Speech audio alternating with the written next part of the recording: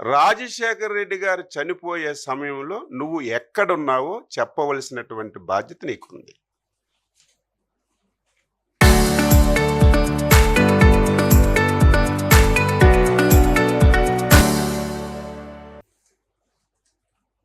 ఆ సమయంలో ఇతర రాష్ట్రాల్లో నువ్వు ఉండవలసినటువంటి అవసరం ఏమొచ్చిందని చెప్పి నేను అడుగుతున్నాను. ఆ సమయంలో పోలవరం టెండర్లు చనిపోయిన రోజునే వందల కోట్ల రూపాయలు టెండర్లు ఆన్లైన్లోకి ఎక్కించి టెండర్లు పిలిచినటువంటి పరిస్థితికి ఆన్సరు నువ్వు చెప్పవలసినటువంటి అవసరం ఉంది. దీనన్నింటికీ మించి అందరము ఆందోళన చెందుతుంటే ఏమయ్యారో ఆచోకీ మనకు తెలియటం లేదని చెప్పి ప్రతి ఒక్కరం అదే ప్రయత్నంలో ఉంటే నువ్వు చేసిన పనేంటి? అప్పటికే నిర్ధారణ కాలేదు, మిస్ అయ్యారా, చనిపోయారా, ఏం జరిగిందో నిర్ధారణ కాలేదు. అంతకంటే ముందే నువ్వు ముఖ్యమంత్రి పదవి గురించి సంతకాలు సేకరణ చేసిన విషయం కూడా ఈ సందర్భంగా రాష్ట్ర ప్రజానీకానికి గుర్తు చేస్తున్నాను. మనిషి యాటిట్యూడ్ తెలుసుకోవాలి. ఆ రోజు చాలా మంది చాలా అనుమానాలు వ్యక్తం చేశారు.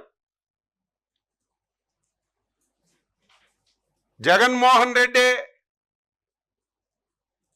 ఆ రోజు రిలయన్స్ వాళ్ళు చేశారని చెప్పి రిలయన్స్ ఏజెన్సీల మీద దాడి చేయించాడు. మళ్ళీ అదే రిలయన్స్ వాళ్ళతో మంచి చేసుకున్న వాళ్ళకి రాజ్యసభ స్థానాలు ఇచ్చాడు. అదే సమయంలో చాలామంది సీనియర్ నాయకులు చాలా రకాలుగా మాట్లాడారు. అదే సమయంలో ఈ పార్టీలో ముఖ్య నేతగా ఉన్నటువంటి బొత్స సత్యబాబు గారు బహిరంగంగా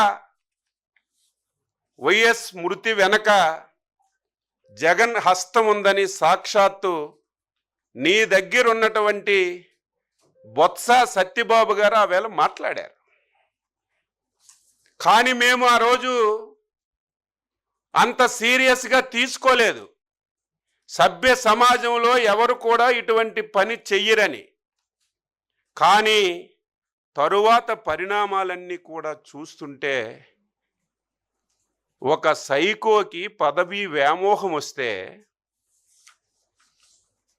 పదవి గురించి ఏదైనా చేస్తాడు.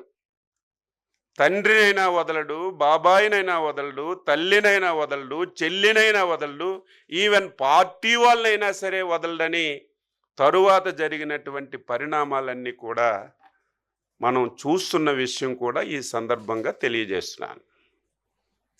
తండ్రి మరణాన్ని సింపతిగా మలుచుకొని ఏ విధంగా ప్రవర్తించాడో ఒకటి.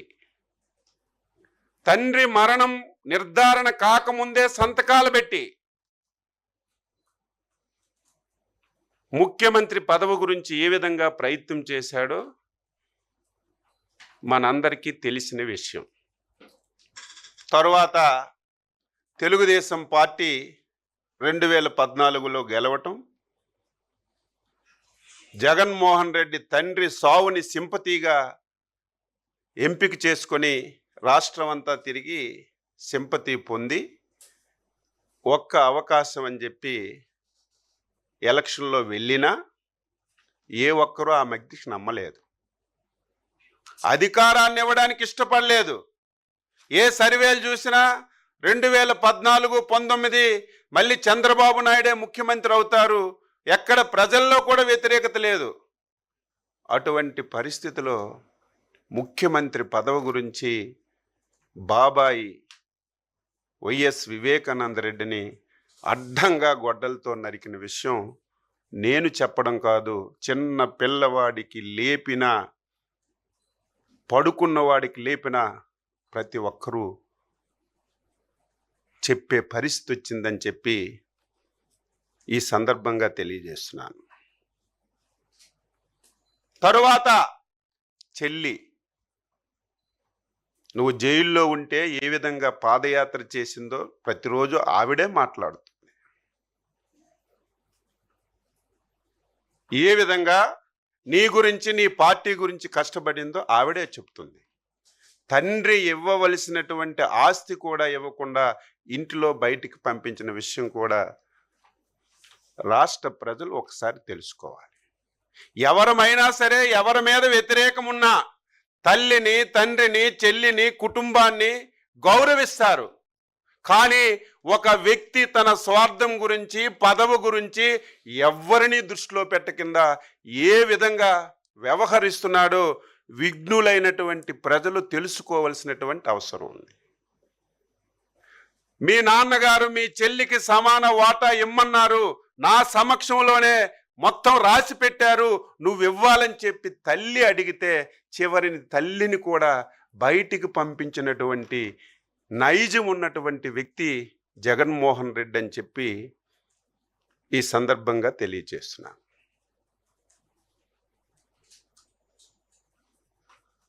నీ మీద ఇన్ని అబండాలు వస్తే ఒక్క రోజైనా నువ్వు మాట్లాడావా? ఒక్కదానికైనా ఆన్సర్ చేసావా?